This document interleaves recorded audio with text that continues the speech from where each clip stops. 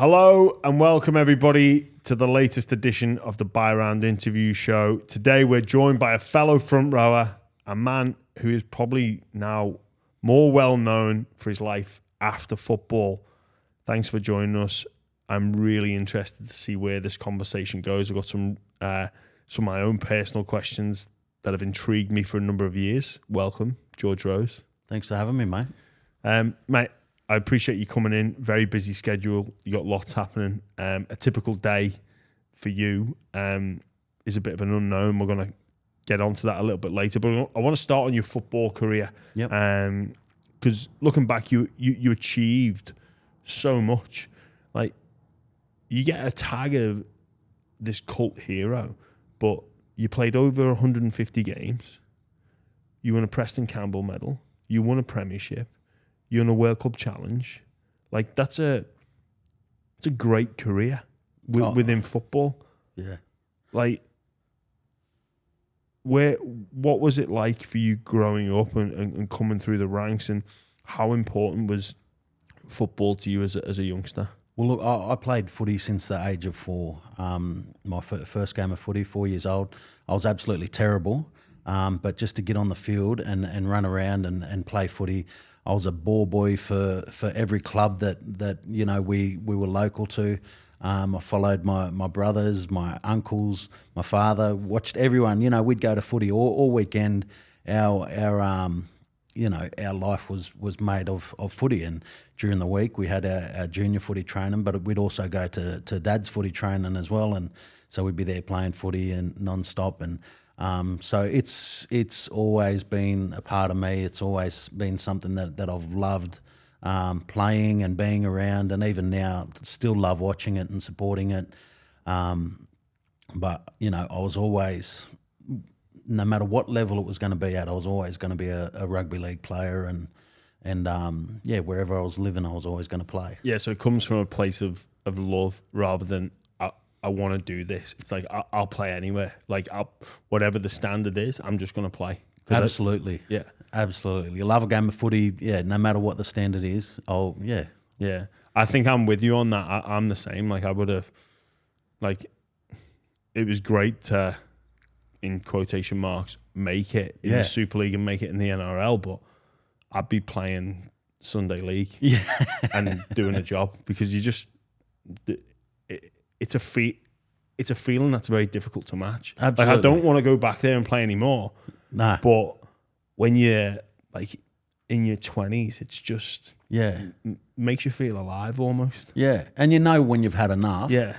But while you can do it, like I'm at the moment, I'm eyeing off some of these Masters leagues and seeing what the entry is for that. You know, if I hit the age limit for it, I might take a couple of them on. I'll be one of those guys that is in a no contact bib. I think that's like the plus 70s, so I'll have to falsify my age and not getting involved in any of that anymore. Wait 30 years for the comeback. Also, you say football was important, but I was doing some reading on you last night. You were quite a sharp academic as well. I had some academic accomplishments as a kid as well. I think mathematics. Am I right in thinking? Yeah, I was a heavy nerd. Like I was a maths geek. I loved it. And even now, explain it to my kids that was my favourite subject. They roll their eyes at it. You know, they think that I'm just trying to jam up, but it literally was. That was my passion, and the footy just came along because of it. Like I said, I was always going to play footy, but my destiny was to, get through high school, go to university, and take that route, and rather than the route that I ended up taking in, finishing high school, coming down to Sydney, and having a crack at footy. What was it about numbers that you enjoyed? I don't know. I think when you're good at something, it's easy to get passionate about it, and I was always just really good at it. It was something that came easy to me, and I'm also really competitive too. So, when you're getting good at something, you want to be better than everyone else around you as well, and so a combination of that competitive nature as well as being really good at maths. I really I loved it. Every opportunity that we got to do it, I'd try to be the best. Yeah. So with the mathematics, are you still keen on it? Like I'm thinking there's more than just a Sudoku puzzle happening every now and then. You're not just sitting there on the Sunday paper going, oh, I've messed that one up. There's more to it than that. And are you still keen on the math side of things? Well, I think I've branched off a little bit from it. I think with life experience, you get other passions and you find other opportunities that exist for you. And I think the commitment that you'd have to really pursue a career in mathematics and everything that comes off the back of that, I'm not in that space at the moment, but the knowledge that I've gained over the years and the smarts that I've had have been able to help me, in other aspects of it, in investing and other things like that. Yeah, that's really interesting, that base of maths, because it's not everybody's favourite subjects, and I think perhaps the way the world is going, it might get lost a little bit with AI and integrated reality as well. Yeah, AR, I think it's called. So it might get lost in society, that skill for pure maths, and rightfully so. I mean, if you've got access to what we've got access to today, why should you start back here when you can be starting from here and seeing where you can go? The best chance to advance is by taking advantage of the work that's been done to get to where we are, and I think that's the same with a lot of things. Yeah, I didn't mind a little bit of maths myself as a kid. My favourite thing to do was to put into a calculator 58,008 and then turn it upside down.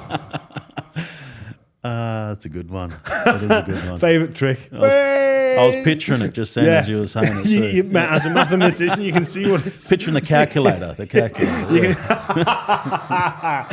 Yeah.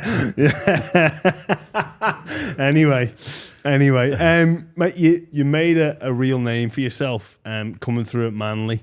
That's where you played the majority of your football under a mutual coach of ours in Des Hasler. And this is a very general question, but it seemed like you had a real solid group of boys there.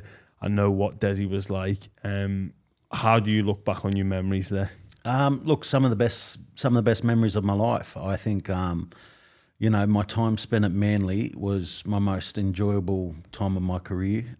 It helped that we won a lot while we were there. When you're part of a winning team and a winning culture, it's always really enjoyable. But the group of guys that we had there, not only on the playing field but the staff, and again, that's probably a credit to Des, to the group of men that he got around the team, and it contributed to our performances on the field. You enjoy your life off the field.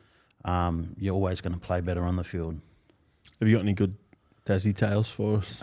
Look, the thing I always love about Des was I think he would have made a great actor. I really do, because the way that he can, he'll enter a room and like say you've had a bad game on the weekend, and he'll enter a room and there'll be nothing happening. Like he's just like, he'll come in really softly spoken, play the video, and he's just sort of leading into it, and he's like, and all week we spoke about how we wanted to take no show and goes from the dummy half, and we spoke about it. We had, I think we had 4 video sessions on that particular instance, and as we see here, what the fuck were you doing here when you're taking that dummy? He's going straight through the middle, and he just flies off the handle.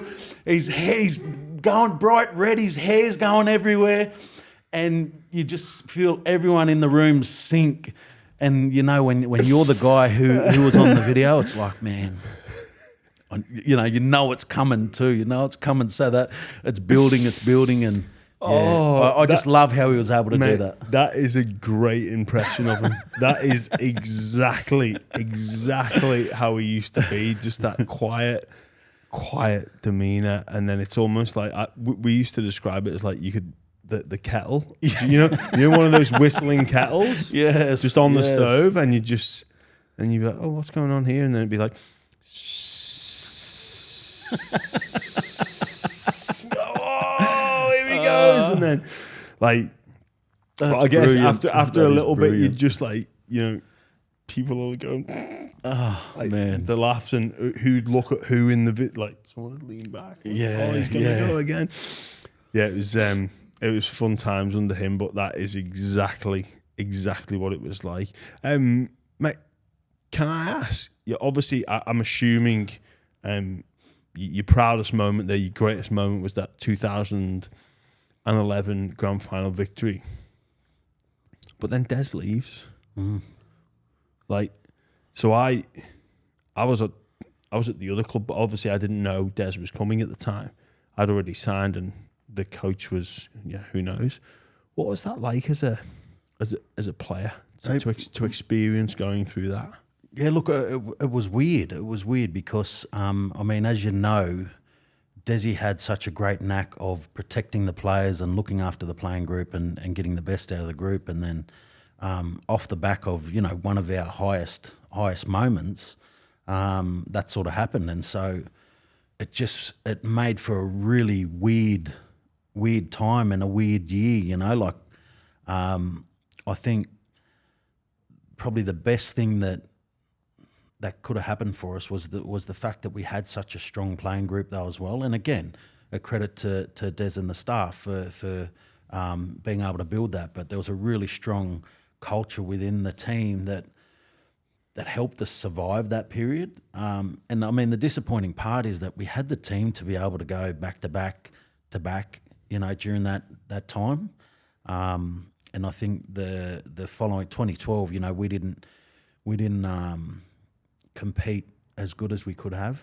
And maybe it's because of that. Maybe it's because of how everything went down, and maybe everyone felt a little bit let down about what happened with it. Like we were obviously big supporters of Des and wanted Des to stay at the club. So I guess the way it went down, people were a bit hurt by it, I guess. Yeah. When did you find out? I think it was presentation night. I think it was around then. Yeah. So that would have only been. It was pretty grand final pretty Sunday. Yeah. Like it was within a week or whatever. Because I think originally he'd signed for 2013, right? Yeah. Because he was under contract for 2012. Yeah.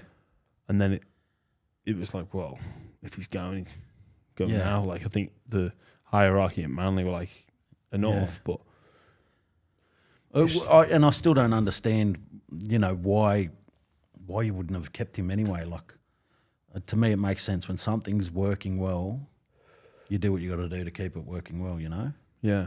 But that's in the past. Yeah. But. Despite Des leaving, I can only assume that the party was pretty. Yeah, well, that's why it's hard to sort of nail down when exactly it happened. It was a blur. It was a blur, and even for that, the following 3 months it would have been, because I've got links to a lot of communities across the state, across the country, and every time I went somewhere, you'd run into someone who wanted to celebrate the grand final with you. So makes sense. So for a good 3 months, I was trying to avoid people because everyone that you saw was like, yeah, we won the grand final, come and have a drink, and then it's like, I'm trying to get back into pre-season shape here. It's not working. How did you find the pre-seasons? Hard, never easy, no matter how well I prepared for it.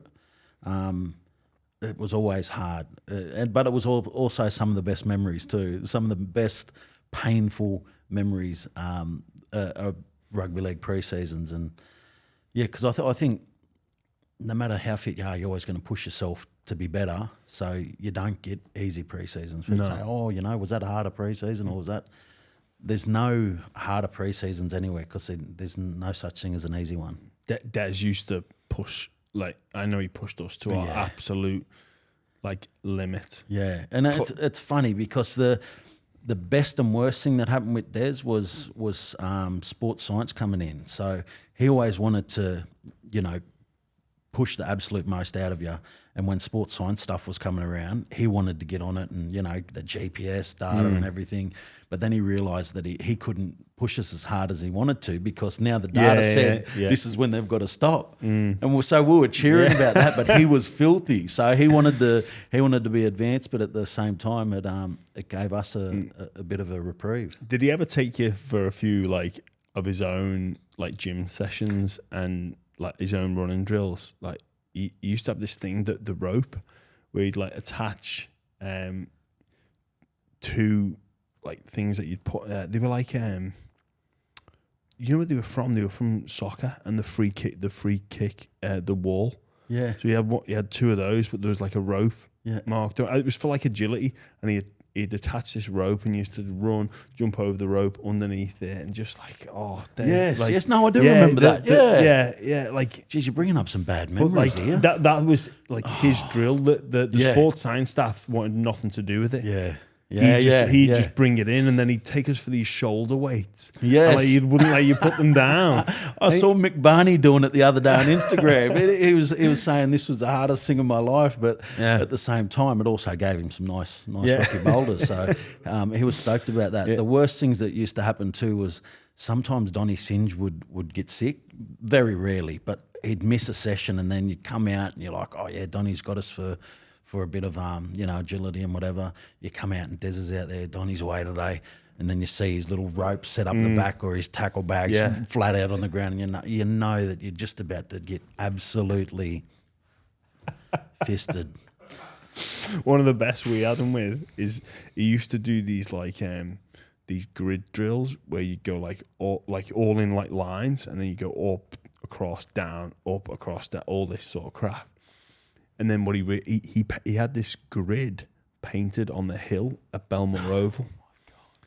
But unbeknownst to him, it was actually easier to do the drill on the hill, because you wouldn't have to go as far down. It's easier to get up off the ground on the hill. So we'd be like, no one tell Gaff this. Like, we got to be like, mate, that drill. Don't be doing that again, Des. And he's like, so we double bluffed him, and he'd like, right on the hill for the grid, and we'd be like, that's the best. Oh yeah, no worries, mate. Like, he had no idea.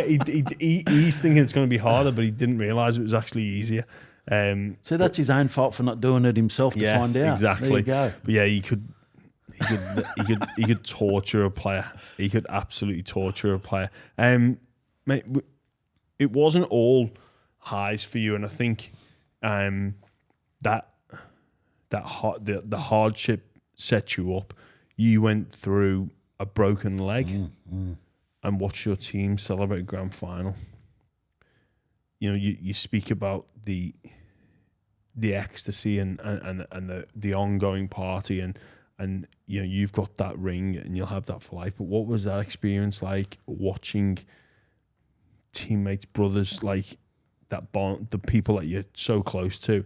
You're happy for them, but just shit kick out. Oh, look, it was really hard, and it was a very long period of my life. I felt like it was 18 months, but it felt like 10 years, you know, that little period. I actually missed the two grand finals. I missed 07 as well as 08. So we lost in 07, and that was hard to watch too. I remember, I think I was in the grandstand on crutches then. I'm not 100% sure. But yeah, to watch it and then to see them win and not to be able to be a part of it. Again, both of them, you know, very different feelings, but both really hard. You know, during that time I went back to, I was working full time at a local behaviour school. So in the morning I'd get up, I'd go and do a bit of training at the gym. Donnie Singe gave me access to the gym, which was really good because essentially at the time I wasn't a full-time player. So he'd let me in, I'd do my work, go and then go to the school. I'd be there till 3 o'clock and come back in the afternoon and do it again. And that was a period of, you know, 18 odd months that it took me to get back to where I really wanted to be. But it was great for my growth at the time, because I think also, you know, I was pretty young at the time and easily influenced. So had I been killing it and, you know, got through to that 07 grand final, you know, I probably would have got a big head and you know, things might have all fallen over. Everything happens for a reason. But, you know, that happened to me, and I had to go through the difficulty of coming back from that to be able to become a new man and be able to take on, you know, everything that I took on. And then, you know, 2009 came back, and, you know, first game was the World Club Challenge over against Leeds, and that was an amazing experience and opportunity. So with that benefit of hardship, when you look back, but as that, have you learnt lessons and taken things from that even now? And if so, what would they be? I think probably the biggest reminder was that, you know, opportunities don't come around too often. You know, nothing's given. You've got to really work for it, and it can be taken away from you really quick. And I think that's one thing in rugby league, is that you can't play rugby league forever anyway. So you're going to come to an end eventually, one way or another. So you've got to make the most of every moment while you're in it.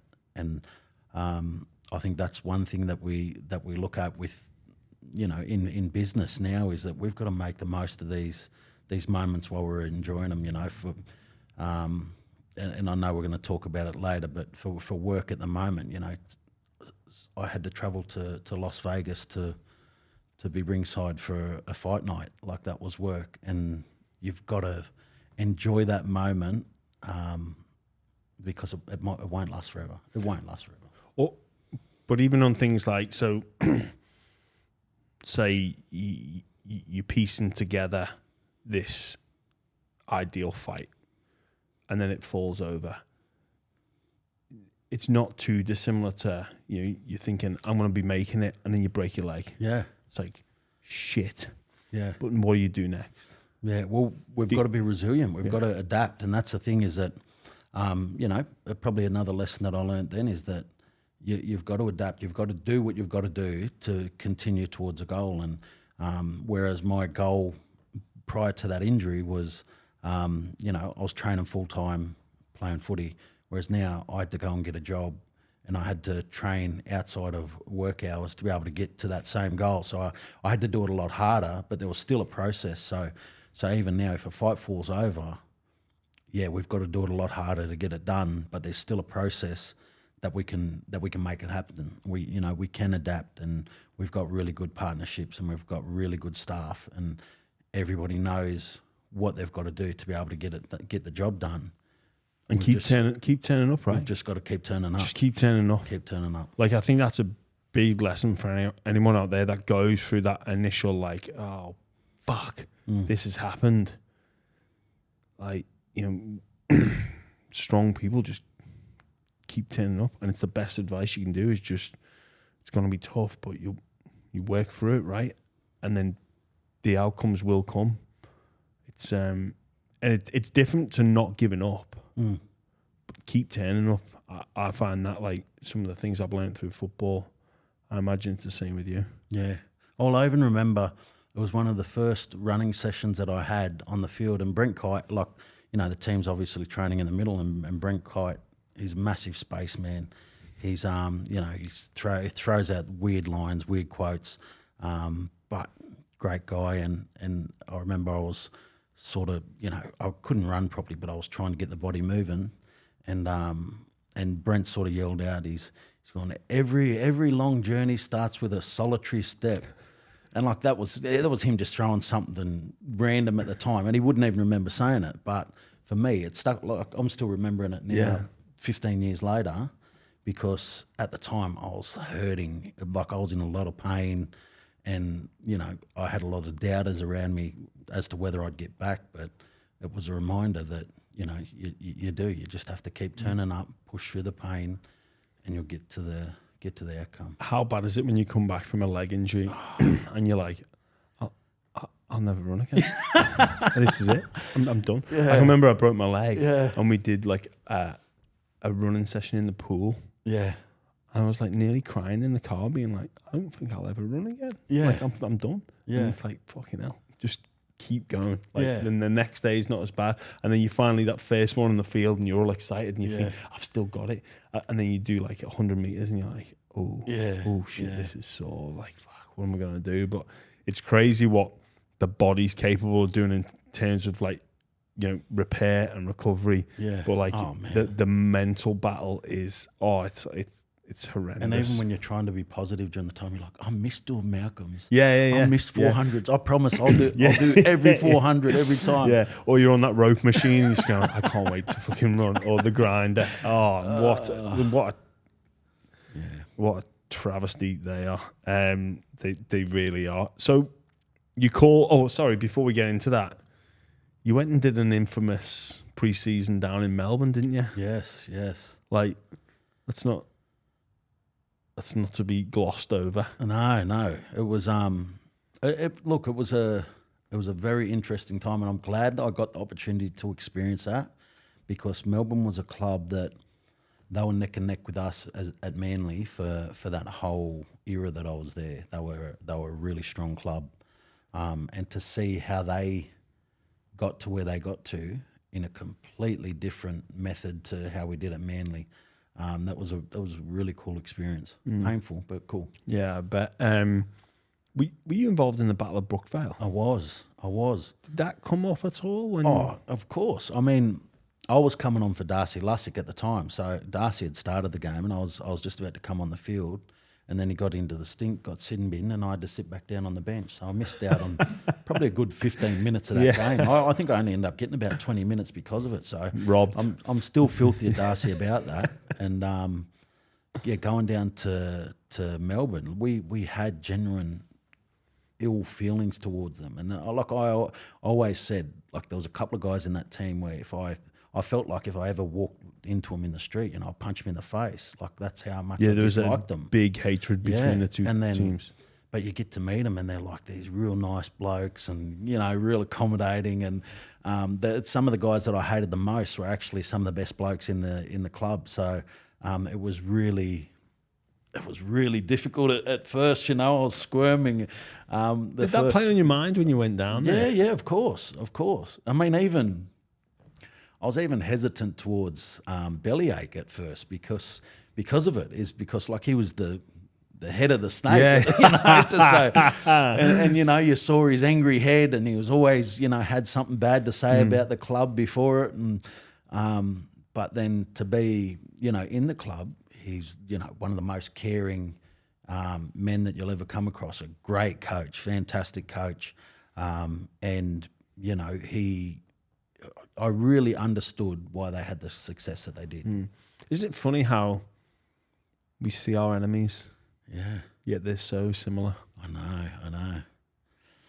But at the same time, they did a lot of training and stuff different to what we did in Manly. Complete different approach to it, but had the same success. Yeah.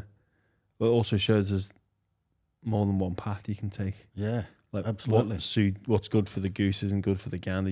There's more than one way to get there. Yeah, it's interesting to go through an experience like that where you think, oh, I hate these pricks, but then actually they're all right. Yeah, like, bit of a strange one, but yeah. So mate, again, that's a fantastic career. Like. It really is. No, thank you. And that's enough. That's a life within itself, where people would have that career and be like, "That's going to be the thing I talk about to my grandkids. It's going to be my life's work." But for you, it's probably not. Yeah, it's going to be a part, but you hang up the boots in 15. You go into business with your brothers. Now, there's a lot to go over. How do you get from the starting point to a position you're in now, where you're bringing out Tyson Fury here, who's a little bit of a hero of mine, managing some world-class fighters, and getting them to fight some of the world's pound-for-pound best at the moment, and some top-level NRL talent while we're at it as well. So can you just talk us through the growth of that business, how it started, even you know, it's said that money and blood don't mix, but you're in there with your two brothers, and I imagine a lot of people say don't do that. Yeah. There's been a lot of people over the years who have said that, but I think we've always been so close though as well. We've always been so close, and you know, some of the I think any of the negative parts of it are outweighed by the positive for sure. We're able to have really tough conversations. We've actually, you know, stood there and gone toe to toe a few times over disagreements. Like yeah. I remember. Well, it hasn't been for a while. I reckon the last time was, well, it must be about maybe 2 years ago now. And me and Matt were arguing over something. It's something dumb. It was something dumb really at the time, but neither of us would back down. And then he's pushed me, and you know, I've just sort of said, well, come on. You know, let's do it. And we're here on the road, we're shaping up, and everyone around is going, what are you doing? What are you doing? He's like, no, fuck him, you know. and you know, we're really heated at the time. We're under a lot of pressure, and neither of us would back down on our opinion. And you know, nothing ended up coming of it. No punches were thrown, but we were ready to go. And then, you know, give it an hour, and we both had time to think about the other perspective and then able to come back and, you know, say, look, yeah, you're right, this, and this. Nah, I also agree, blah, blah, blah. And we're able to reach an agreement there. So things do get very heated, and it's lucky that we are brothers, because if that had just been, you know, a regular business partner, we're probably splitting then and there. But then could you get to that point with a regular business partner? No, or do you think you'd have probably a more reserved approach? Yeah, I think. And then you'd likely, I'm just thinking what would happen in that scenario is you go behind his back and be like, prick. Yeah. No, I'd definitely call him a prick to their face, which is the beauty of it. I can call him a prick to their face. Is it almost like it's like, I imagine those strong bonds at Manly, you were willing to have those, like, mate, do this. Like, absolutely. No, well, hang on, you're not tying in. Yeah. Well, hang on, if you did this on an edge, then. Yeah. Like and then 2 minutes later, like, cheers. Exactly. Yeah, you're right. Let's move on. Let's get this done. Yeah. And that's how it is. And then the other side to that is the accountability that you've got to your brothers. And same with a really close teammate, is that you don't want to let them down. It's more so than yourself. You know, you'd let yourself down before you'd let them down, because you know that you're so accountable to them. You know, I work all the more harder because I know that if I don't, I could be letting them down. And for that reason, you know, I'll always strive to do better and be better. So again, like, how did this all come to fruition? How was what was the initial conversation or the catalyst for this business to begin? Well, the beauty of it all is that it sort of started from a place of love and caring. Really, is that I was playing footy, and you know, players don't always get treated right by their management, and so Matt started helping out with that and started taking over and started helping out with a couple of other guys, and it was purely just to make sure that, you know, that I was getting treated right and that and fairly, and that's how it started. Then we also started looking after a few boxers. And the thing that we learnt with the boxers was it was really hard to get them fights. You know, you weren't always guaranteed to be able to get them fights. So we decided to do our own fight night, and that's how it started at the Dubbo RSL back in 2013. So 10-year anniversary this year. We're out at the Dubbo RSL and got our fighters on there, and it was actually a really cool night. So we went again.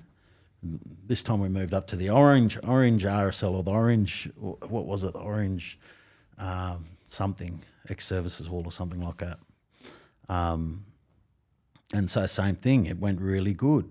And within 5 shows, we're in here at the Hordern Pavilion with Paul Gallen fighting on the headline. And it was one of the most highest viewed boxing shows in Fox Sports history.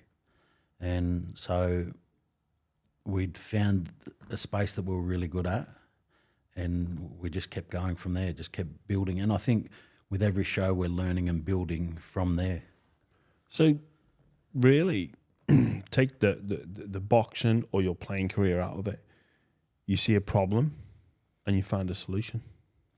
Yeah, absolutely. Like And that's what it is, right? Whether it's, I don't know, how to can a beer or like you saw a problem. I'm not being looked after properly. Let's take care of that. Yeah. We're looking after some fighters. Hard to get them fights. Well, let's not moan about it.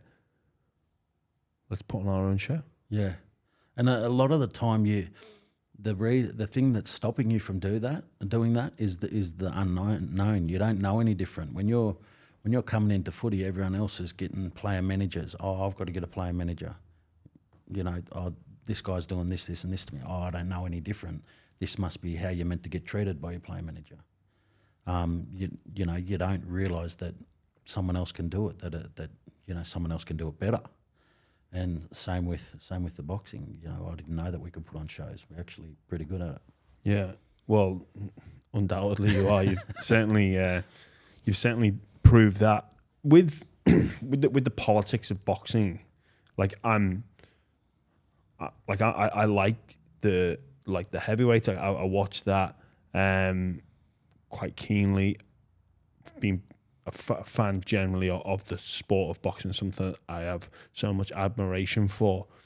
But one of the frustrations of fight fans is it seems that two big dogs within a certain division will actively avoid each other.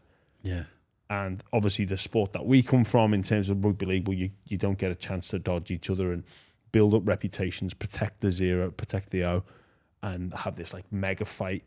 Probably, maybe sometimes years after their prime. Like imagine the Melbourne Manly teams. Like imagine a conference system if we have that, and it's like, oh, they keep missing each other or dodging it, and then we organise this like, whoa, this grand final. Yeah. But it's in instead of it being in 2011 or in the 2000s, it's like it happens in like 2016, and everyone's a bit over the hill. Yeah. Like, well, yeah. but we've been everyone's waited for this fight, right? Yeah.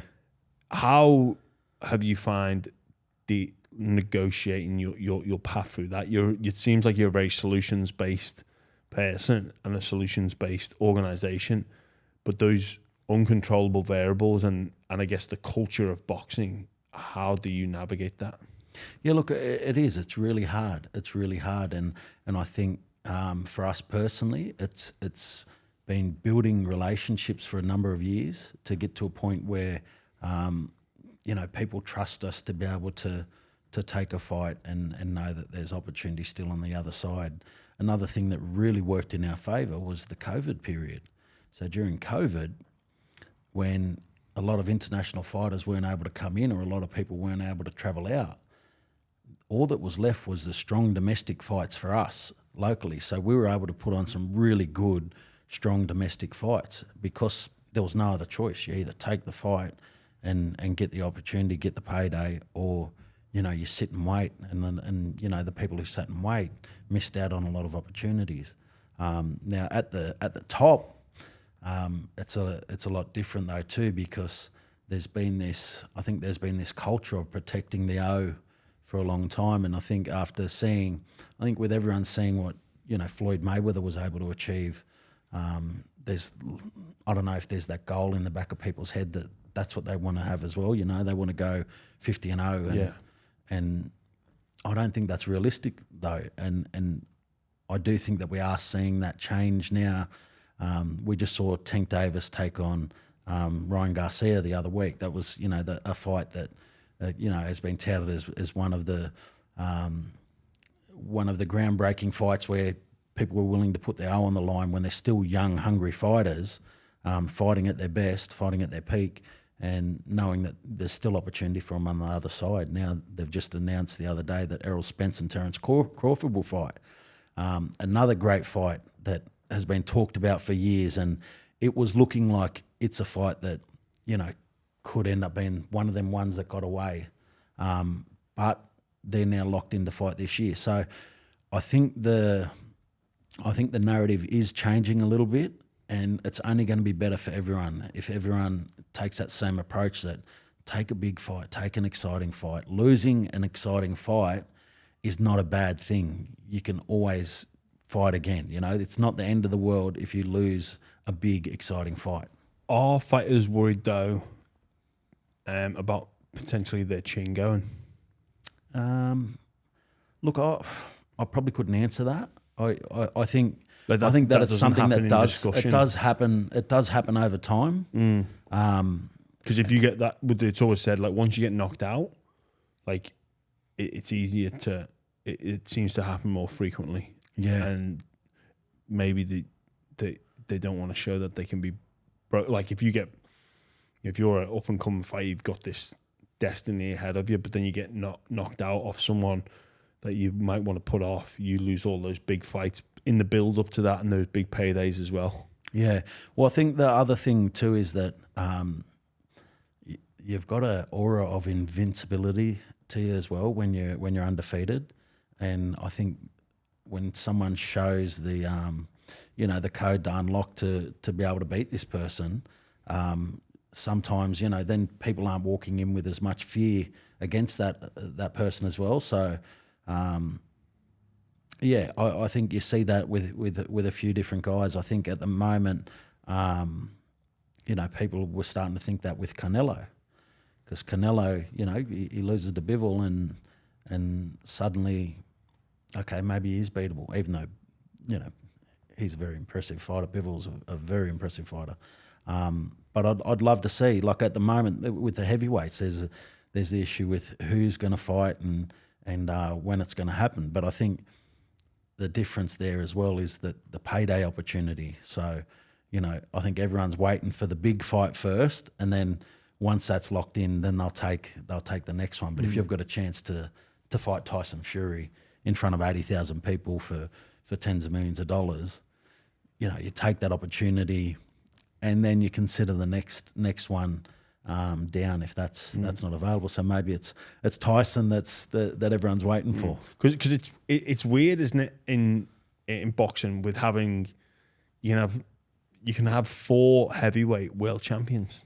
Yeah, like legitimate, because there's 4 legitimate world title belts that are recognised by. So you've got the WBO, the WBA, the IBF, and the WBC. Yeah. Are the four belts that, yeah. And like, if you look at the heavyweight division, I think most people would agree Fury's ranked number 1, but yet he only has 1 belt at the moment. Yeah, he's only got the WBC. Usyk. Yeah, Usyk, the Ukrainian, has the other 3 that he got off Joshua. Yes. So like, they can, like, you go and speak to anyone on the street, it's like, all right, well, they just fight. Sweet, and then we'll get the winner. Yeah. Or if the belt's split across 4, it's like, we'll just have 2 semi-finals and a final, and on your merry way. Yeah, and, it makes sense. Like that. It does make sense. There's your solution to the problem. But yeah. with boxing, it's a little bit different. And even, I guess, you look at a guy like Joshua, who everyone in England was like, it's going to be Fury v Joshua. Like, this was like, they both undefeated, and then he lost to the Mexican first, got it back, and then you loses to Usyk, and it's like, his value's gone down. Well, funnily enough, he still has a very high value, but the do you reckon that's because he's British though? Definitely, British boxing is massive, and because if he's another American, it's like, see you later. But America also needs a heavyweight champ. They had Deontay Wilder, and they haven't had, for all of them great eras, there was great American heavyweight champions.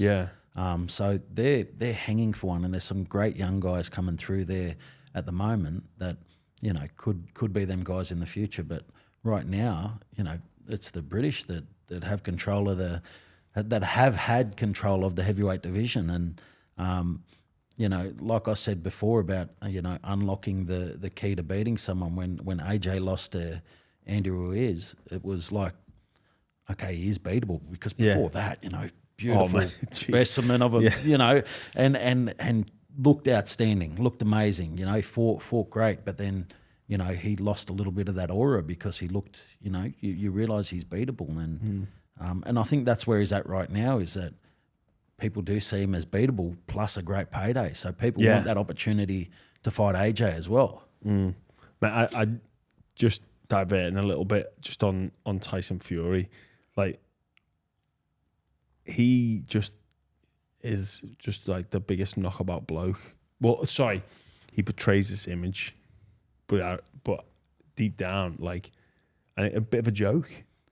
But Jesus Christ, he can box. Oh, he's phenomenal. He's phenomenal. He's the star of global boxing, like without a doubt. He's, the heavyweight champion. He's got so much charisma. You're hanging off every word he's going to say. There's so much to like about Tyson Fury. And we were lucky enough to have him in Melbourne the other day. And like you said, he comes across as a knockabout bloke. Absolutely. Like, spoke to anybody and everybody who came near him, videos, interviews, anything. He's just. If you didn't know that he was the world heavyweight champion and the global superstar of boxing, you'd just think that he's this big, tall, bald bastard who loves a drink. But yeah, like, even that, like, when he fought Klitschko, he rocks up to Germany, and he's like, I read after the fight, like, they'd put extra level of canvas in the ring. He was like, take it out, because Klitschko knew he was going to be too quick for him. Yeah. And they wanted Klitschko's team put an extra layer of canvas. They'd agreed on a different level. They'd gone more, and he's like, get it, or I'm going. Yeah. I'm going back. And that's like his level of intelligence. Yeah. Oh, he's very smart, man. When it comes to the art of boxing, it's incredible. Yeah. And even as a trainer, like the things they speak about what he's capable of doing at training is phenomenal for a man that size. And he doesn't have the AJ body, yet his tank is phenomenal. I've some of my favorite YouTube videos to watch. A Tyson Fury not in the ring, but out of the ring. He's absolutely hilarious. Like, honest to God. But I guess in boxing, you can be that personality. Yeah. And getting away with it isn't the right phrase, but I think boxing allows you to be a bit more outlandish. Yeah. Because you need to get people to click away and to either love you or hate you. Yeah. And that's what I do love about it, is that people can share their personality, and it's like Bam Bam in the UFC, is that he would not be a pin-up boy in the NRL. He'd be sacked by a club within a week for doing a shoey at a game. But there it's encouraged. Yeah. Celebrate a win with a shoey and be yourself. Yeah. So back to piecing a fight together. So let's look at a situation like Tim Tszyu and Michael. It's Zarafa. Yes. Zarafa, yeah. Like, back and forth. Like, why is that fight not happened? And then for you, how do you deal with, his team and his management company? Well, that was we were 1 week away from making that fight happen. Back in June 2021, I think. And like you said before about being able to adapt and getting on with business, that was our biggest test as a business when that happened. Michael pulled out on the fight 7 days out from the event, when we were, we'd had a sold out arena. We'd gone through everything. Everything was in place, and he pulled out just after the promo went live on Fox Sports. So when he pulled out, we had 24 hours to, less than that. We were able to turn it around to get Stevie Spark to step in and fight Tim. Flew down from Toowoomba on a private jet, landed in Newcastle, took the fight on less than 7 days' notice, and we got it done. It's one of the most impressive things that I've seen from our business and from our partners, and to be able to get that done, I think it's set us up for, we're able to do anything going forward. We really believe that we're able to do anything going forward, make anything happen. But that fight is something that's been festering since then. A lot was said leading up to that fight, and I think that they would make, it'd be a very entertaining fight. I think if Michael Zarafa is able to win a middleweight world title, because he's moved up to middleweight now, if he was able to win a middleweight world title, I think it'll be something that Tim would be very interested in adding to his collection. Yeah. So with that, the start of that negotiation, like, can you run us through it? Is it a phone call, text? Let's have a catch up for a coffee. Yeah. And we're just obviously not the fighters. It's your team and his team, and then. Yeah, what's the sort of chat like? Very much that process. Are we talking? Is it because I'm assuming it takes more than one meeting to get it sorted? Absolutely, back and forth, and ideas of pairs splits, what money goes into that pair split. I guess I'm just intrigued to know how that conversation plays out, or the initial conversation plays out. Look, to be honest, it's very similar to how you would negotiate a new contract with a new club. Is that, once it becomes an option, once you become available, they'll show their interest and they'll want to sit down and have a yarn. They'll reach out to your people and see what the interest is, and that's how we go. Is that we try to plot out our fighters' next 4 or 5 fights. We like to plot that out well in advance, and so. There's some fights that we've already locked away for mid next year for some of our fighters, knowing that that's the trajectory that we want to take them on, and knowing that for the fight that we want them to have, it's going to take that long to be able to lock it in and be able to confirm them, because it's a bigger fight.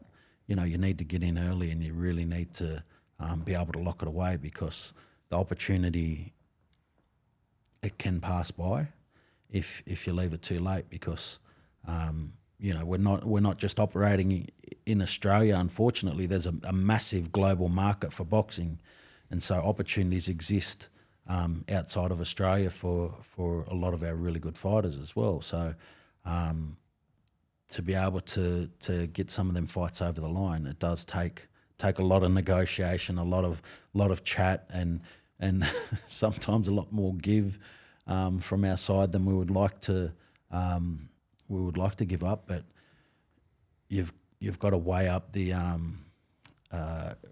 risk versus the reward, and if we've got to outlay a little bit more, knowing that the opportunity that lies on the back of it. What do you mean by outlay? Like, what would you have to outlay? Are we talking pair split? Yeah. Or? So as far as the event goes, everything comes from our pocket.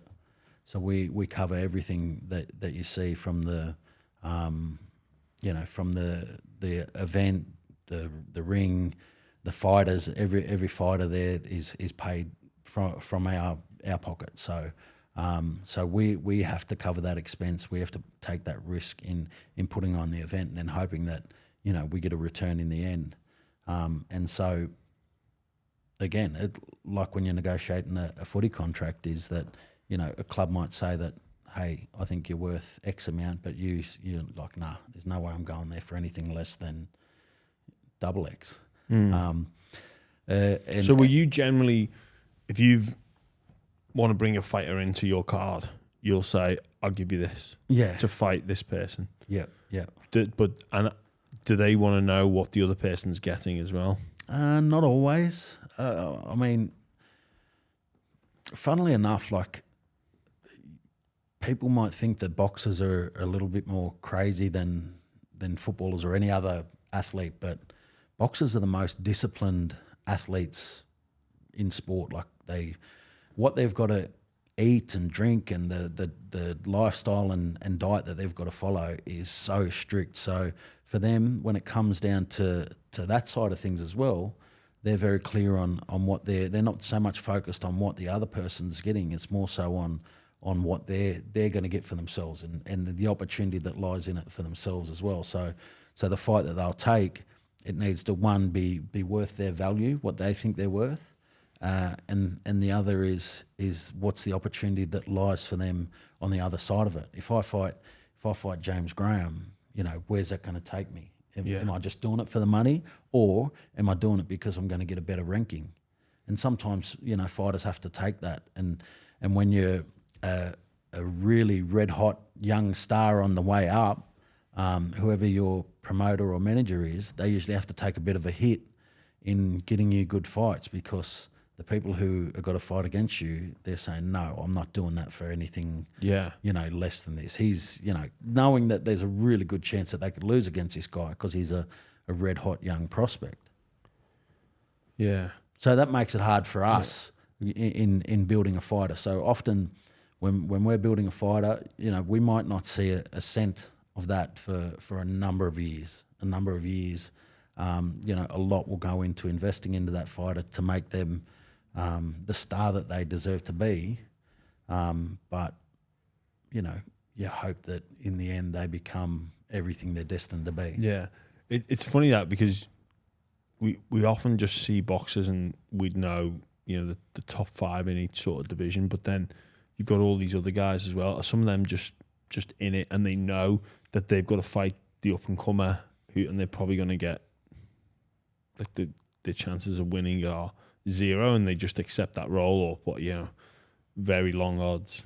Yeah, of course. And the sad thing too is that some of the best guys in some of the divisions, they might be sitting at, number 9 or, number 12 rank, and they're not getting fights because people will not fight that person knowing like fuck that. They're a killer. They're really good, and you avoid them like at all costs. Talk gets around. It's like, no, you're not fighting this guy. Like, no, like it's not worth it. And it's funny that it floats around. You hear about these different fighters coming through, and they can't get fights to the point where sometimes they're paying their own way to get a fight.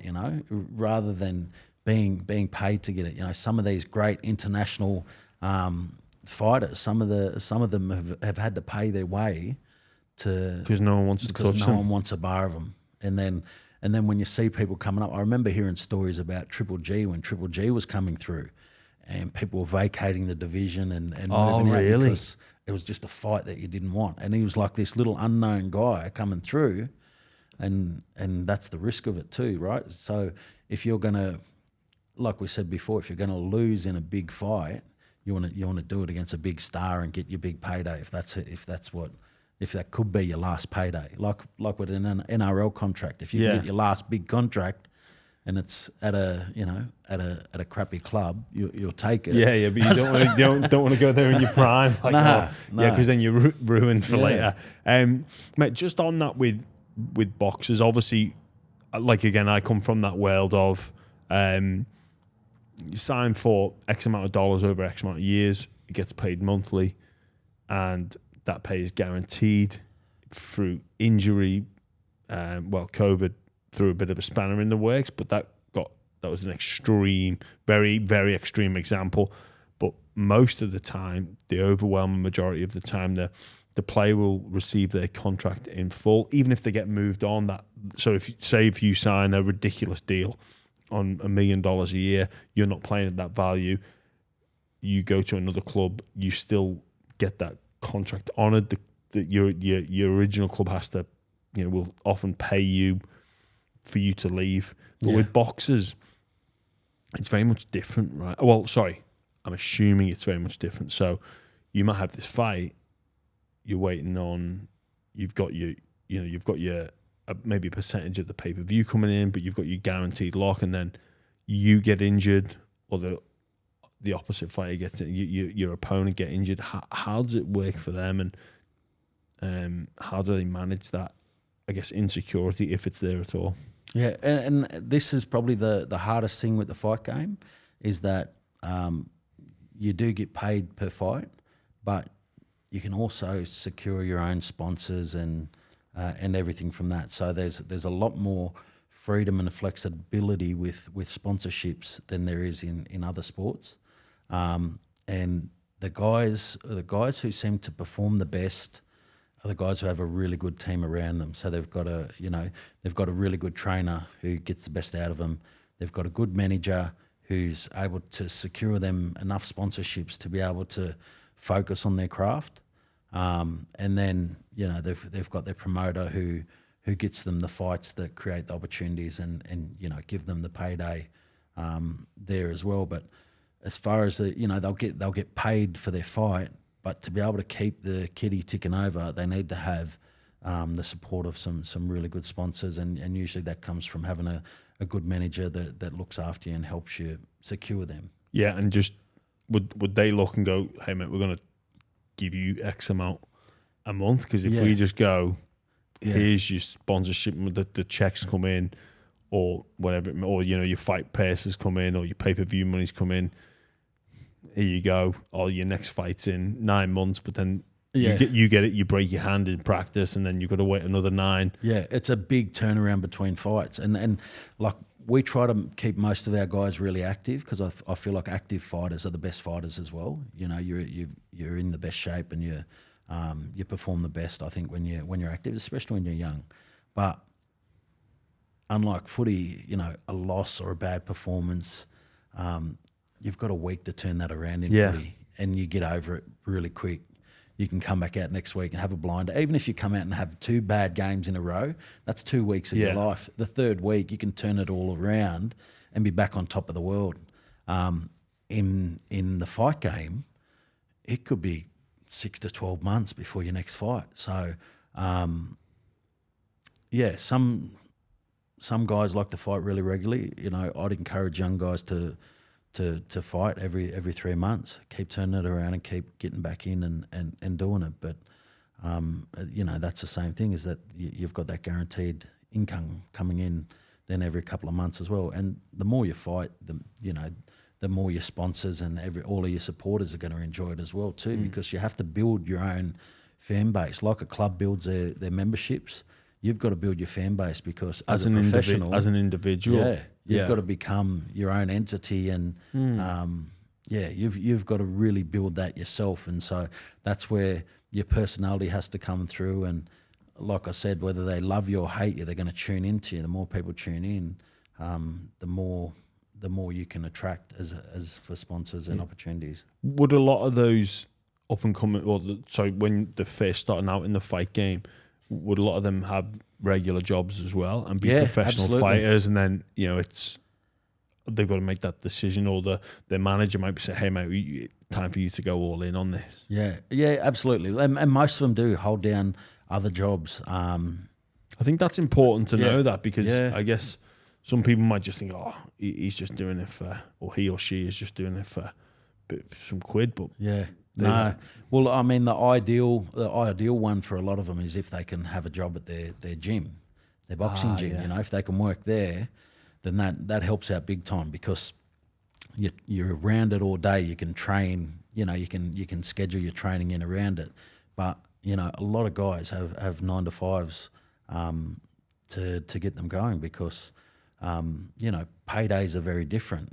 For your fights, you can go from earning $500 for a fight to earning $50 million, within 15 fights. So it's it can happen. Everything can turn, and I've seen some really good fighters that were probably only 2 or 3 fights away from their big paydays, call it quits, because it was they wanted to focus on making money for their family. And I understand that and I respect that, but I also know that you can go from here to here in a couple of fights. Like that's the beauty of boxing.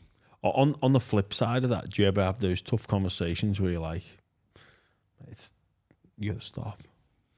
Or is that not necessarily you doing that? Not necessarily me, but I do think there's guys, it's like with any sport, it's hard to say no, it's hard to give it up. And, it is. It's a tough conversation for anyone, and I think that's got to come from your team. Yeah. And that strong support that you have around you. Yeah. Matt, part of your organisation now, you've signed an exclusive deal with Fox to be the only Australian promotion company to be shown here. Yeah. What was behind that, and did you get much backlash from other Aussie boxing promoters? Sort of not. I mean, we sort of we built ourselves into that position just on the quality of our shows and what we were doing. I think the standard of what we've been doing here has been much higher than what had been delivered through Fox previously, and you know, we're hungry. We'd like to be better. Like I said, we're competitive, and you know, we want to be better with every show we do. So we're always aiming to do better and be better, and that comes through with the shows that we put on. And I mean, we're lucky to the talent that we have also has that same sort of drive. Does that attract more talent to you? Do you get a lot of up and coming fighters being like, "Can you take me on? Can I come to you?" Yeah, well, a lot of guys do want to fight on our shows, and you know, another reason for that is we're always honest. Can you pardon the ignorance, but can you co-promote? Yeah, absolutely. We because UFC don't co-promote. No, do they? No, they've got the monopoly on that. So you're happy to co-promote. Yeah. And that's often what you have to do, especially when you're at the top. And you know, if you've got world title versus world title, you know, you co-promote that, and you know, it's a lot different then too. But it's good that you're able to work with other people. Like we're open to working with people. We're open to learning from people, and that's one thing that we've been able to do in the past 18 odd months when we've been doing a lot of overseas travel, is that anytime that we go to an international fight, we're looking at everything they do, how they do it, what they do good, what they do bad, what we can take back here and make our shows even better and make our opportunities for our fighters even better. I like that. I like that you go with a not fact finding mission, but you're willing to that we could take some of that. Yeah. Well, I want to have a good time at my show. If I'm not having a good time and I don't think that this is the best product, you know, in the country or in the world, then no one else should feel the same as well. You know, I want to feel like this is amazing, so that everybody else thinks that it's amazing too. Can you see the fight game going? Where do you see it going into the future? What ideas do you have to make your shows bigger and better than ever before, and just be the number one? I can't share the secret ideas. I know you got a lot of people listening in, so I can't give them ones away. But it's learning from the best in the business to keep growing. And I think the fact that we're now in the position that we are, with the platform that we have, with the fighters who are going to give access to global reach as well, all of these great young Aussie talents that are coming through now see a pathway and an opportunity for them as a professional boxer. I think one of the things that you find here is that any great athlete or sports person will lean towards NRL or Aussie rules, because that's where you know there's big opportunities, and there's, you know, you get paid very well as a professional sports person. So they know that there's big opportunities here. If we can show that boxing creates big opportunities for you too in Australia, if you're a kid who can fight, then you know this is a pathway you can look at too. Yeah, you might be faced with the decision, it's one or the other. Yeah, and you might choose boxing. And you might choose that, because I know for a fact there's a couple of guys in rugby league now who people talk about. They're like, nah, he'd be a way better boxer. He should be boxing, but they're chasing that path at the moment, which is fine. But knowing that this path also exists, that you know, the growth of us and the continued growth of us all depends on making sure that the best talent keeps, you know, choosing boxing instead of the sport that's not quite as good for them. Yeah. Well, have you had those conversations with any athletes at the moment that are in the NRL scene? It's like, mate, come over. And I guess, how do you dangle that carrot? Like, is it like, hey, here's a contract, here's a guaranteed fight, here's some guaranteed income? Because that it would be like that. It's that security of, I've got an NRL contract here, mate. Like, I'm guaranteed to get paid every single month, and I know my pathway where I enjoy boxing, but seems a bit insecure. Yeah. Well, and that's the thing, is that if there's someone that's good enough that can commit to it, then that pathway can become a lot more secure as well. You know, if you're the best in the game, you know, you can attract that opportunity. You know, like Tim Zoo's one of the very best paid athletes in the country because he is the best. You know, he's the best in boxing in Australia, and so he gets paid very well, and you know, he gets paid a lot more than most other sports. He'd be in the top 10 in the country, and that's how you can be when you're at the top in this sport. If you're good enough to be heading towards the top, then that's opportunities that are there. But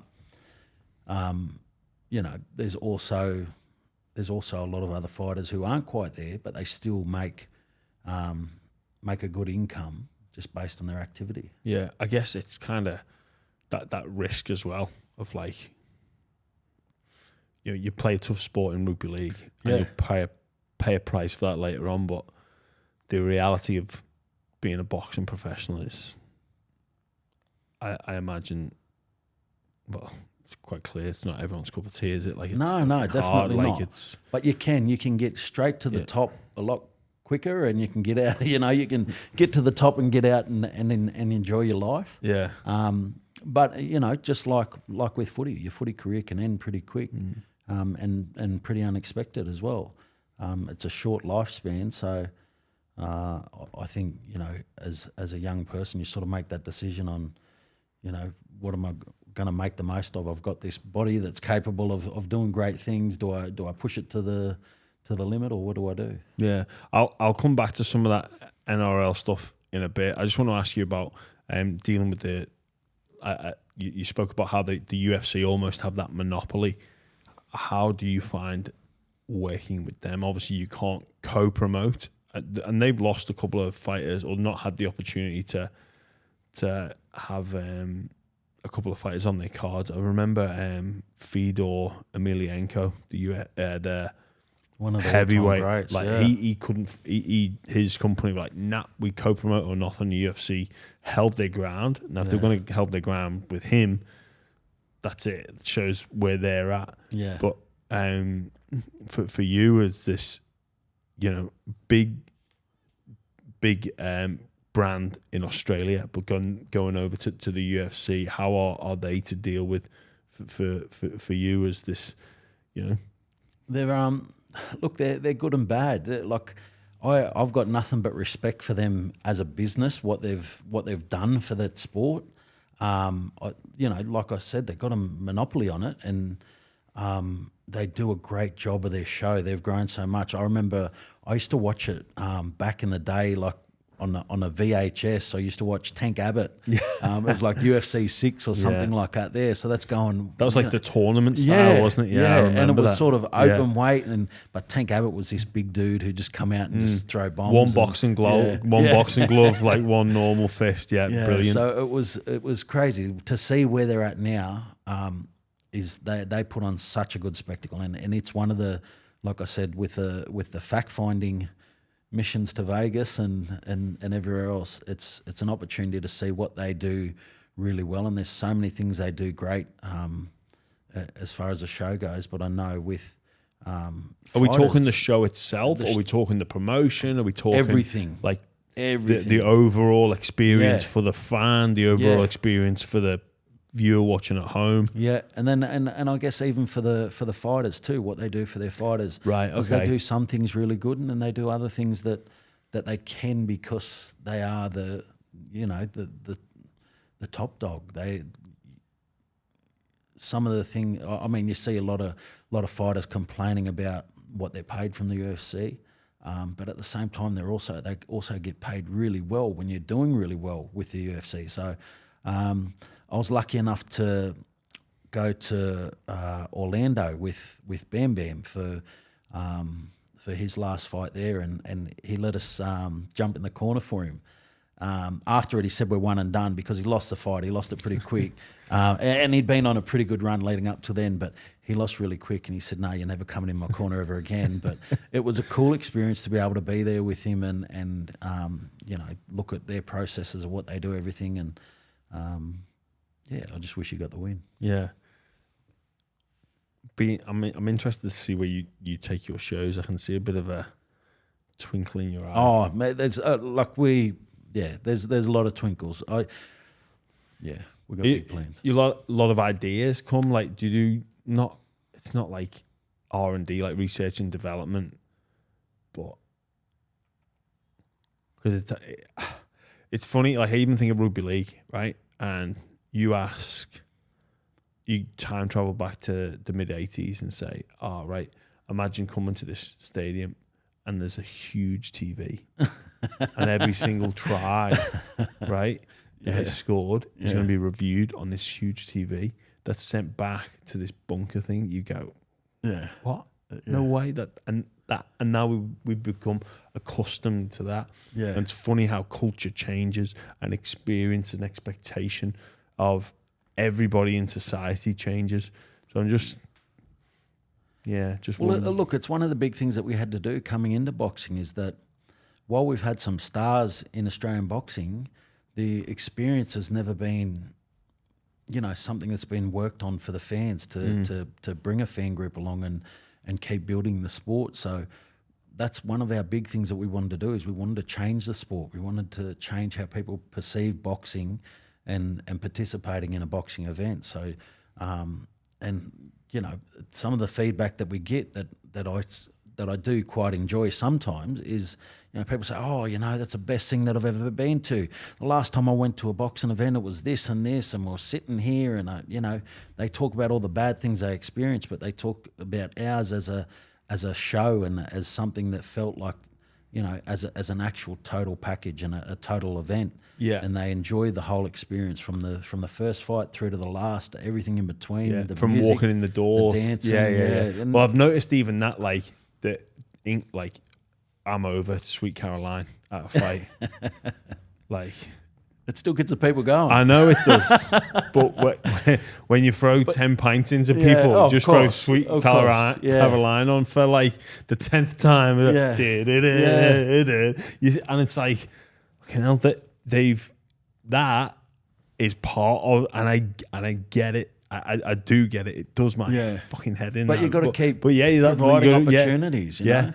But then there'll become a point where it's like, not this again. Yes, so you got to reinvent your experience. Not reinvent yourself, but reinvent the experience. And we do look at other sports too. So even now, I like to go to the footy and that too. And sometimes I think oh man, they could be doing so much more here, you know, for the fan experience. But when you've got such a good product, sometimes you don't think about the extra add-ons. Whereas we're always looking to grow boxing and grow our sport. Is that we want to see what add-ons we can do to improve that experience for people and make them want to keep coming. Do you get much pushback from purists in that sense that, I can be a bit like that going to watch a rugby league game, why is there a DJ here?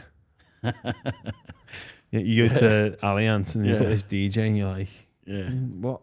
Can we not just watch this, please? Is that not enough? But again, it's become more of a family-friendly atmosphere, and that's been the focus. And I get it because that's where the dollar is, and that's where really we should aim to be. I think back to some of the things you chant at Goodison Park, and it's like, it's a bit naughty.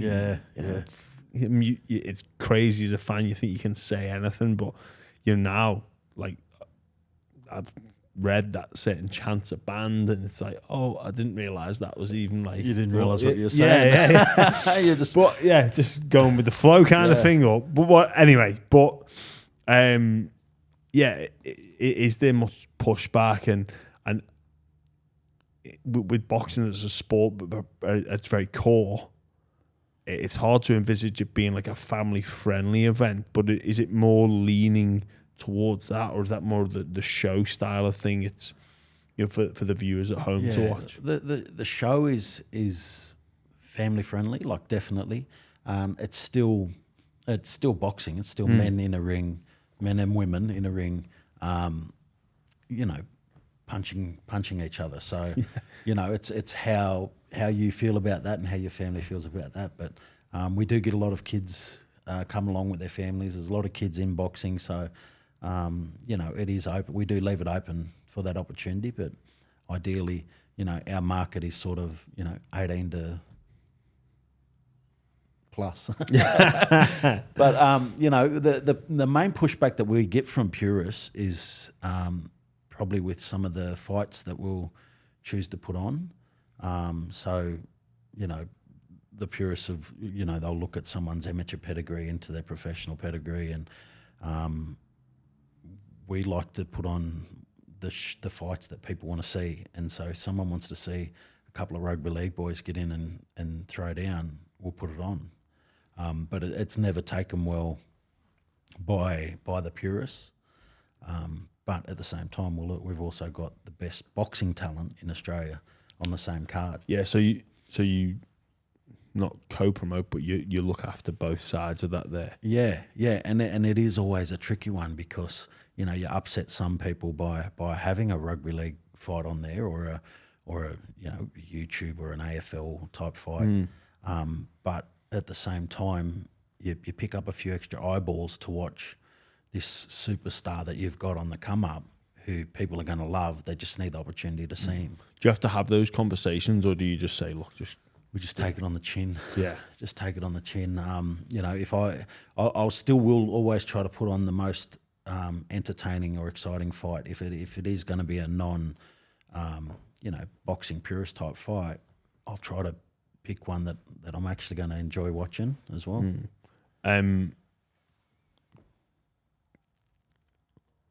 Do you think you could put on like a a mixed martial arts event for NRL/AFL/YouTubers? Oh, I think there's a lot more variables in MMA. I think what do you mean? With boxing, I feel like you've got a lot more control over what can go right and what can go wrong. You can only punch. You've got your gloves on. You've got a ref who stops it the moment that it looks one-sided. Whereas in MMA, you can kick, you can tackle, you can wrestle, you can choke, you can break arms, you can do everything. And it's also, when you knock someone down, adds the excitement. I know there's excitement there, but there's also, I can imagine what my insurance bill would be if I tried to get a someone of that caliber to jump in the cage. Sorry. But what about a former? A former, yeah, of course. Yeah. Yeah. So you've got some like retired. Yeah. Like, let's take Gallen for example. Yeah. Yeah. Do you think that, because I think that would generate so much interest? Oh yeah, and really, like, footy players are probably more built for an MMA type thing with their wrestling and their tackle and everything else. At the same time, if I ever got in a cage and someone was getting ready to kick, I'm like, nah. If someone kicked me in the shins, that would be the death of me. I'm just like, nah. I'm tapping out. You win. Maybe UFC. I'm not here to get or kicked. MMA rules. No leg kicks. No leg kicks. Yeah. No leg. You can do anything else. You punch me, tackle me. You can try to break my arms. You kick me in my shins, and I'm tapping out. Like, even like my missus knows now. Like, if I'm annoying her, she'll just get the little crow peck happening and go straight for my shins, and I'm like, nah, I'm done. Have you got any of those football or ex-football fighters lined up?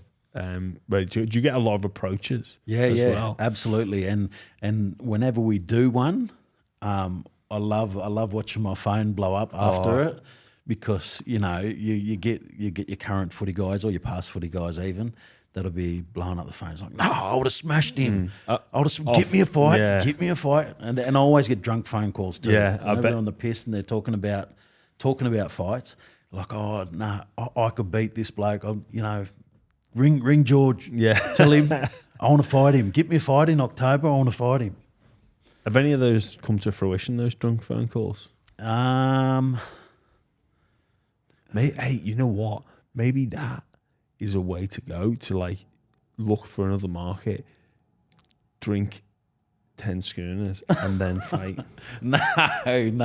Mate, you telling me people wouldn't want to watch that? Well, they do. There's the fight tents up in Queensland still. They still do that. Yeah, where people jump out of the crowd and but here, like, it's so strict here. It's so strict. The rules are so strict. And rightly so. For athlete welfare and you couldn't get away with that. Just save that for your local pub. Yeah. Has there ever been a big fight fall through that you're like, wish that would have come to fruition?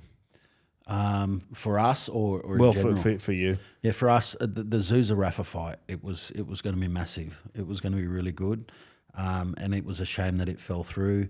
What else did we? There was another one that we had. I think that one's definitely the one that got away. And the timing of it too. At the time, it was building really well. And now I think it's taken a little bit longer. I look back at the Mundane Green fight number 2. The first fight, I remember going to it over here as a young fella. We jumped the fence to sneak down onto the thing. We could only buy the top tickets, but we snuck all the way down, jumped the fence, and got down to be on the field for the fight. And it was massive. It was a massive period in boxing. That was such a big grudge match, and it was huge. They should have done the second fight a lot sooner, I think, because they just had so much momentum. By the time the second fight came around, it didn't have the same sort of impact as it could have. With Tim Zoo, is he nailed on to fight Charlo now?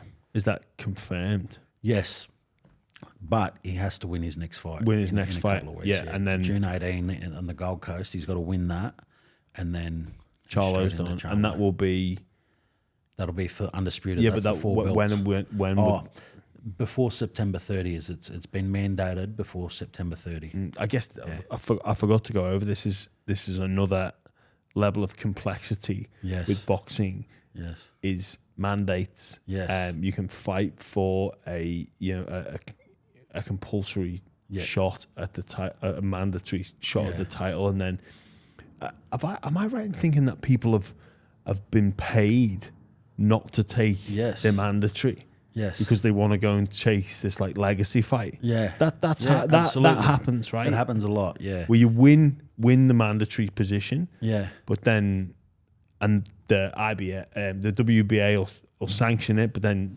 that fight gets paid off. Can make an agreement with them and say, hey, we'll give you $100,000 to let me take this fight, and then I'll fight you next. Yeah, and so it's pretty crazy. Like. It's crazy that can happen. Yeah, but it is. It's also, it works for some people. It works for some people. Well, you have some people vacating belts to go and chase legacy fights, but then they're not a world champion. They're undefeated, but they're not a world champion, right? I forgot to bring that up before. And that's the mandatory position is the way that guys. Them killers on the way up, that's the only way that they'll get to their title is if they work their way to mandatory and then get their shot there, because otherwise they'll get dodged all the way through. Yeah, a crazy life that some boxers have where they know they'd be the best. Yeah. But they can't get near it. They just can't get the opportunity. They just can't get near it. Mate, it's not only boxers and professional fighters that you look after, you also look after some rugby league talent as well. Some noticeable players there with Cody Walker, Latrell Mitchell, Jack Whiten. How are they to deal with? I think I read somewhere Latrell's put his hand up to fight someone as well. Yeah, he did. He said that the other day, and I mean, he's such a talent. Like he's such an athletic specimen that. Anything that he'd have a crack at and that he put his mind to, I think he could be the best at, no matter what it is. He comes into the office and plays table tennis, and even if he hasn't played in 12 months, give him 2 games and he'll be beating the best on the table. That's the type of phenomenal talent that he's got, and I think it'd be the same with if he ever did try to fight. He's got so much power, so much raw power, like that. I would not want to be on the end of one of his punches, because it'd be lights out. But Yeah, if you could use the power that and strengthen a game into a boxing ring. Yeah, with the right trainer in his corner, It's frightening, mate. He makes the game look easy. Oh, it's and I do love watching. I love that we're able to be, supporters and advisors of these young men, because they're so impressive. Even Cody, he's such an impressive footballer to watch. He plays how I would have loved to been able to move around and do what he does. It's so pretty. Yeah. You get put in a box as a front rower, and you got to step out of it a little bit. But what Cody does as a footballer is unbelievable, and the fact that we're able to support him, and because they do cop so much, them boys, they put up with a lot. So I think having that strong support network around them, we get to watch them thrive on the field and be the best, most entertaining footballers that they can be. Do you enjoy that side of it a little bit more? Even bringing them up, I could see you start to smile. Yeah. And business is business, but you got to take joy in it, and just seeing those boys go around week to week and enjoy their craft must be pretty special as well. Yeah, well, because I know that they've been in different situations before where they didn't have that support, and you could see it affecting them. Whereas now, they've got us behind them 100%, whatever happens. So, we just get to watch them be the best they can be. And like I said, this business started from a place of love and caring, and it's still what we're built on now, is that we love them boys, we care about them, and that's why we'll support them through thick and thin to make sure they can be the best that they can absolutely be. Yeah, good. Do you you bought Jack Whiten up as well to South? How was that? Was Cody all good with that? There was no thinking hang on a minute, you're bringing him to take my position. That was all good. No, it was all good. I mean, if Cody was ever not up to standard to hold that position, then he's the type of person who would, put his hand up. And I think he's going to be someone who'll step into a great coaching role at the end of his career anyway. He's such a smart player. But for Jack, I think how caring and the family vibe that they have around the Rabbitohs is what sort of sucked him in the end. Is that I also think that he didn't realise that there's communities within Sydney, because every time they come to Sydney, they're right in the heart of it, in the hotels, and it just feels like there's no heart, there's no community within Sydney, but there's great little suburbs that you can live in and raise your families, and so I think that they'll do well down here. Yeah, I think it's going to be a frightening left edge combination. It really is. It's already frightening. Yeah, well, exactly. Yeah, it really is. Mate, just with that and what the NRL does for Indigenous athletes, do you think it's positive? Do you think they're doing enough, or can more can be done? We see a lot of awful online abuse go directed towards them. Is it an NRL issue? Is it a society issue? Is it a fact of the NRL doing more to promote and support these guys? I think the NRL are doing really well, because you don't see it happening internally anymore. So it's not any of that sort of stuff's not happening from coaching staff or club staff or NRL staff. I think within those groups they've come a long way, because the talk is very different around clubs compared to how it used to be. Like you said, with the chants, how people address people, it has changed over the last 20 years. But racism is an issue within society, and it's not something that's going to be fixed overnight. It's something that'll just take education over time. And I think the stance that the NRL takes in calling it out and offering education to instigators, I think that's really good. I think that's really good, and it's really important. We saw with Latrell, with what he faced recently, the support that he had from his club, you couldn't have asked for anything more. How Jason Demetrio spoke in the post-game presser, very strong and very supportive, as was Blake Solly and the rest of their club. And I think that's what you want from a team. And then obviously Andrew Abdo came out afterwards as well, supportive of Latrell. And, it's a shame that our players have to put up with it, but knowing that there's these strong support networks around them that, people will face repercussions if you're, the person responsible. Knowing that's where we're at the moment, and until we sort of change as society, it is going to be around, but we've just got to keep calling it out and keep standing up for each other. Yeah, I couldn't agree with you more, mate. I couldn't agree with you more. On a bit of a lighter note, on our podcast, we've had Jeremy Latimore call out Paul Vaughan. Can you help us make that fight happen? Do you know what? That was one of them drunken phone calls. That is literally one of them. Really? He called you? He called me, and it's not like him to be drunk. Oh, he must have been about 20 beers deep. And I had this number pop up, and it just kept ringing and ringing, and then a text how many times through. Did he... a text come through. Yes. Hey, it's Latsy. Answer your phone. I'm like, Latsy. I was answering. He's like, I want Paul Vaughan. I want him. Line it up. I was like, yeah, sweet. Well, we've got a couple of fights coming up in the next 2 months. He said, nah. Give me about 10 months. He wanted 10 months to get into shape, and then I was like, yeah, sweet. Well, I'll give you a call in 9 months and see if you're still keen. But it was that was one of the drunken calls that came. Oh, that is brilliant. Yeah. That is brilliant, mate. I reckon if you could hack into a voicemail account, your voicemail account would be worth going into.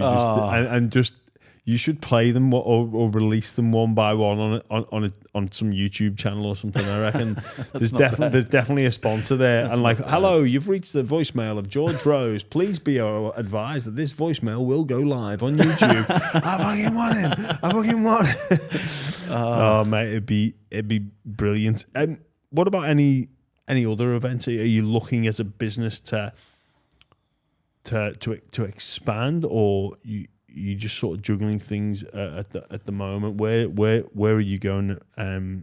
Or is there a direction that you're going in? Well, we definitely want to be the best in our field. We want to keep growing. We want to keep expanding what we've got at the moment. But we are open to other opportunities too. Would that be from other athletes or other athletes, other sports? If the opportunity arises for us to pursue something else that we're capable of, yeah, I don't think we're as fearful now as we would have been in the past. Like it was really the unknown, the space that we're getting into. But now, like, we know sports. We've grown up around sports all our life. Now we're really good with our events. We're learning more about our broadcast partners and what's capable there. We're open to new opportunities going forward in the future, 100%, but we still don't want to lose track of being the best at what we're doing right now. Because you speak about your team, because the three brothers started the business. Like, how big's the team grown in the 10 years since you began? Well, for the first six odd years, it was Matt was holding down the fort for a long time. Like, to think now, some of the things that we're doing with 30 odd event staff, he was doing on his own for the first few shows.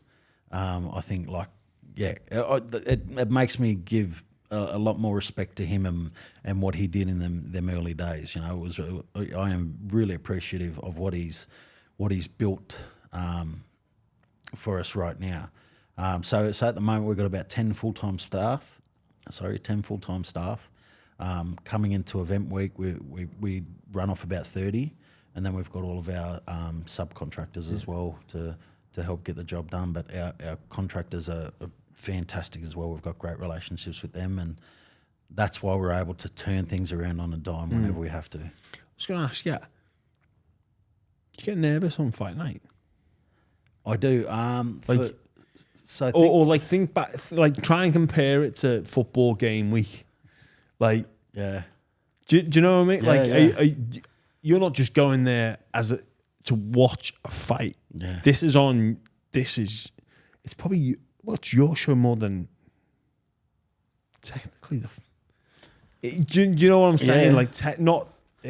So Now the fighters are going to be more, but for you it's a different type in there. So what's your approach like? The funny thing for us is that, so the last big one that we had here at Sydney at a Kudos Bank Arena, Tim's world title fight against Tony Harrison, we put so much work into that. We had a massive build up. We put everything into the event and the walkout, and so we stand in the ring waiting for Tim to come out, and the moment for me is when Tim's entry is done. The zoo lights up in the background and that work's done. He's walking through the crowd. He's got the swagger. He steps into the ring. Like I was crying and the lights are off and, I had tears rolling down as he was walking down the thing, because that was like, I felt like that was the end of my job. Yeah. Right. That's okay. That's when I finished my game. Yeah. That's when you're like, I've done it. And all that's left now is for, Tim gets into the ring and he has his fight. I've got no control over that. That's all him. But my work was done at that moment. So that was like the moment of relief and also just a lot of pride for Tim to get to where he has in that time. And, I was like, shit, I know there's 30 seconds left till the lights come back on. Yeah. I'm trying to wipe these tears and trying to get, recompose myself. But I was just so emotional. But you've created so this. much into it, 100%. We put so much of ourselves into it, so much of our passion and our, just our hours that we put into it as well. Like it all came to fruition in that moment, and that was a completion of it for us. And then it was like, sit down and watch Tim go to work. Yeah, and you can just sort of relax then. Yeah. You can relax. Yeah. Yeah. Matt, I was going to ask you as well, do you think more athletes or more former athletes could create things like this and should go into business? They have the same attributes and the same sort of psyche to make it in business, and maybe that isn't encouraged enough. Do you think there's an avenue there for you to go and speak to not just NRL players or former NRL players, but across the sporting landscape as well, to say the skills and your mindset can help you become successful businessmen and women? I definitely think athletes underestimate themselves. I think seeing it from both sides, when you come into the business landscape, everyone's trying to work on team building and resilience and communication, all of these things that rugby league teams are built off. All of these little attributes that you have as a professional athlete, they're things that business people dream that they can build within their organisation and within themselves. So I think a lot of athletes underestimate themselves for what they're capable of achieving outside of the sporting field. So all of your great attributes that you had on the field, you can then translate that into business or into the workforce wherever you go. Leadership, teamwork, communication, work ethic.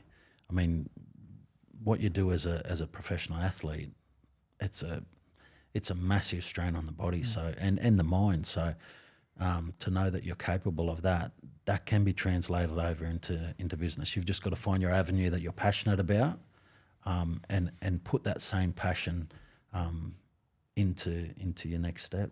I think that a number of former athletes could be supported and it'd lead to better societies. Even that, the ability and the will to work outside of hours. Yeah. So you're speaking there about your brother Matt, like doing all these jobs. That's an athlete mentality. Like, well, I've got to train out of hours. I've got to take your work home with you. Yeah. Like, you've got to do these things away from the workplace. It's a skill that's a lot of people, or an attribute that a lot of people just go, no, I'm finished. Yeah. I'm out of here. Yeah. I think there's something to work on there. I really do. What about for someone like us? We started this business. What advice would you give to us as business owners? I think again, work to your attributes. You're a very likable guy. When Charlie called me and asked me if I'd come on your show, I was like, there's no hesitation. I don't like doing podcasts. I hate talking. But when he said that, for your show, like I jumped at the opportunity because you're a respectable person. All of the attributes that you built over your rugby league career are what made me say yes, I want to come on. I had respect of you for you as a competitor, as a leader, and I like your commentary in what you're doing everywhere else. So I was really interested in coming in for that reason, and I think you continue taking that same passion and being true to yourself in what you're doing. I think that's your best way to keep growing, is keep being yourself, because you have established yourself as a decent bloke. Well, thanks, Matt. I appreciate that. I've even got something to give back to you as an idea, right, for promotion. Yeah. So you've done your boxing, you've done UFC. I think getting NRL players to wrestle, but not like WWE wrestling. Well, WWF. I like WWE wrestling. Can you imagine it? Yeah. Me versus Sam Burgess in Hell in a Cell. Oh, that would be the best. That would be the best.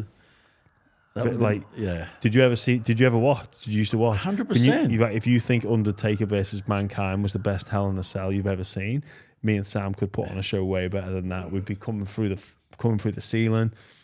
Are you Undertaker or Mankind? Oh, I think I'd have to go Undertaker. Or we could do Undertaker versus Kane. I'll be Kane. And then no one knows who's fighting Sam, and then they rip the mask off and say, we get JR in to commentate. Good God, it's Graham! I love the theatrics of that. I love it. I reckon, mate, I'll leave it with you. I'm not ruling it out. I think there's something there. Yeah. I think there's something there to see. Don't try and clip me in 2 years' time when you. Hey, George, No Limit Wrestling. George, listen, you've got to get this organised. Hell in a Cell. No, you won't get any drunken phone calls from me. Right, final part of the show is how do you feel? I feel like a Tooheys or two. Big shout out to Tooheys for partnering with us for this segment. So maybe I'll have a couple of Tooheys and give you a call about that potential Hell in a Cell. Idea. Yeah, we ask these 3 questions to each and every guest. First one, we kind of talked about this, and obviously you've transitioned out of football incredibly well. But if football didn't exist, what pathway do you think you'd have gone on? Look, I reckon, mass geek. I would have gone to university, been a massive nerd, playing local footy. I'd be still captain of the reserve grade side now, wherever I'm living, whether it's Bathurst or wherever at the time. I'll be captain of the reserve grade side. I'll be 5'8" as well. I would have put myself as 5'8", and I'll be still enjoying sport, still enjoying life. Do you enjoy solving equations? Yeah, I do. Do you? Yeah, secretly. That's mad. Secretly. Is there a branch of physics that you're interested in as well? No. It's just pure. No, I'm not going into it. I'm not going down the rabbit hole. No, because I'm just thinking about how this may help you with your business and the sort of the AI and the physics and quantum computing and things like that. Is that an interest for you? Yeah. No, I have those conversations with the boys, and they tell me to shut up. So you come up with the quirky ideas around quantum mechanics can help you. Yeah. They tell me to shut up. Really, mate? You've got to. Don't worry, I'll build it, and they will come. I'll build it, and they will come. Well, I look forward to that. Boxing meets quantum mechanics could be fucking anything. Maybe you'd be able to replicate through quantum mechanics. You could make former fighters be able to fight each other in their prime and go through computer simulation to run the simulation to see Ali fight Tyson in his prime with your ability to manipulate. They did that on the Rocky movie. Remember they did? It might have been Rocky 6. Oh, I stopped at Rocky 4. It was a good one though. Rocky 4 was a good one. Rocky 4 was amazing. It was a good You one. got, mate, is that what they actually did? I love it. See, you'd be bad for me. I couldn't have you around the office because I'm an ideas you're guy. picking up what I'm putting down. Oh, man. Look, I love some, I'm always, there's no such thing as a bad idea. Yeah, I agree. I've had all sorts. Thankfully, I don't have the money to try and finance something. I had an idea for a whiskey. Yeah. Yeah. Called The Answer. So it's fortune cookies meets whiskey. So you basically have to drink the whole bottle of whiskey, and then it gives you some it gives you some life advice at the bottom. You know, like a fortune cookie does. And it's the whiskey's called The Answer. Yeah. And you're like, oh, fuck. So everyone's searching for the answer to life. Yeah. Is at the bottom of the bottle. That's beautiful. Well, you edit it first. Yeah. When you see it on the shelf with my photo on it, don't ask me for a clip on that one either. The most interesting person that you've met along the way, I'm excited to hear this one. Do you know what's funny is that the more I think about it, the more I come back and land on my kids absolutely fascinate me. I could sit there and listen to them speak. Like the stuff that they come, they're learning new things.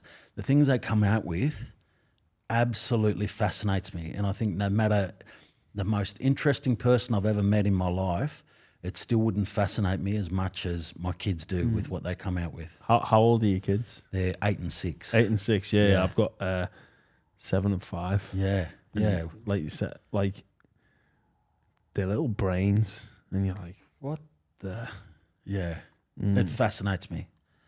Yeah. Do they ask about your work and stuff like that? Yeah. They love it. They sit front row at the fights. Yeah. So they've got their favourites, and they get in the ring after it, and they're along for the journey. Yeah, it's pretty cool that you get to pass that on to your children. Yeah. It really is. I hope in the end I do get to pass it on to them. Yeah.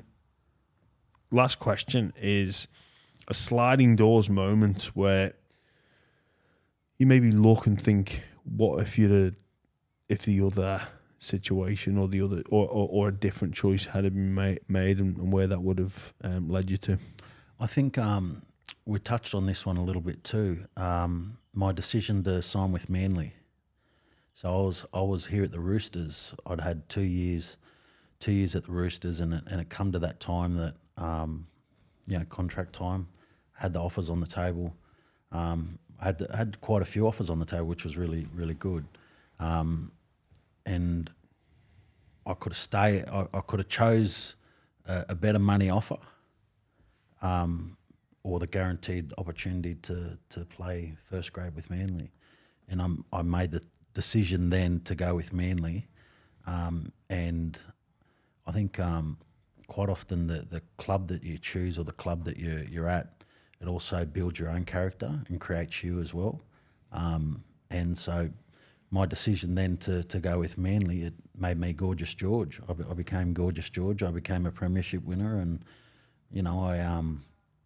it made me the person that I am today. So, who knows who I would have been if I went the other way. It fascinates me thinking back to that. What seems like, I don't know. It's great to have options, but then where you would have landed. Yeah. Like run the simulation and see. And I'd always love to have that, that's where I'd be now if I'd have gone there or if I'd have chosen this choice. We have tens of thousands of decisions that we make each day. We don't focus on them, but there's some big ones that, the ripple on effect is crazy. And like you say, that choice then you would have never have known where it would take you, but it's been a huge pivotal moment of your life. Yeah. Anyway, that just about wraps us up, mate. I am thrilled with how today's chat has gone, mate. It's sensational. I've thoroughly enjoyed having you on, talking with you, a fellow front rower, different styles, but a fellow front rower. And I think it's a credit to you what you do for the sporting community as well. I think that doesn't get highlighted enough. And when I think back and talking to you about that, this business to begin, and speaking about your brother who's basically doing the job of, what do you say, 30 people. People see you now and like, oh, it's all right. You're hanging around with famous people, flying over to Vegas, but there's a lot of hard work gone into this, and a lot of hard work went into your football career, which you should be incredibly proud of. Like I say, that is a life within itself, but mate, what you're doing after it is absolutely sensational, and congratulations, because you can tell with the work ethic and the amount of effort that you put in, it's thoroughly deserved. So congratulations. Thank you, I appreciate that.